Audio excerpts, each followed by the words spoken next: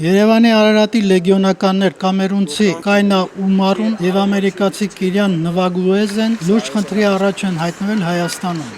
Now this club owes me Արարատ ֆուտբոլային ակումբը մեզ արդեն 4 ամիս է աշխատավարձ չի վճարում, որը կազմում է 6000 ամերիկյան դոլար։ Թիմի գլխավոր մարզիչ Արկադի Անդրեասյանը, որը զբաղվում է նաև ֆինանսական հարցերով, անընդհատ խոստումներ է տալիս, սակայն խնդիրն այդպես էլ լուծում չստացավ։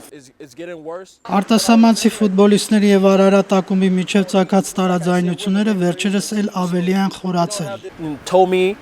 and Omaru Արկադի Անդրեասյանը արդեն մեկ շաբաթ է թույլ չի տալիս մեզ մարզվել թիմի հետ։ Նա լեգիոնականներին առաջարկում է կամ խաղալ ավելի ցածր աշխատավարձով կամ մեկնել հայրենիք։ 1.5 տարի Արարատում խաղացող երկու ֆուտբոլիստները դիմել են Հայաստանի ֆուտբոլի ֆեդերացիային։ Նրանք այժմ միայն մեկ ակնկալիք ունեն։ came back from the federation. We have all our Մեր պահանջն է, որպեսզի Արարատը վճարի մեր աշխատավարձերը, որպեսզի մենք կարողանանք վերադառնալ հայրենիք եւ մոռանալ այս ամենը։ our demand now. Երևանի Արարատ ակումբը հրաժարվեց մեկնաբանել ֆուտբոլիստների հետ կապված հարցը։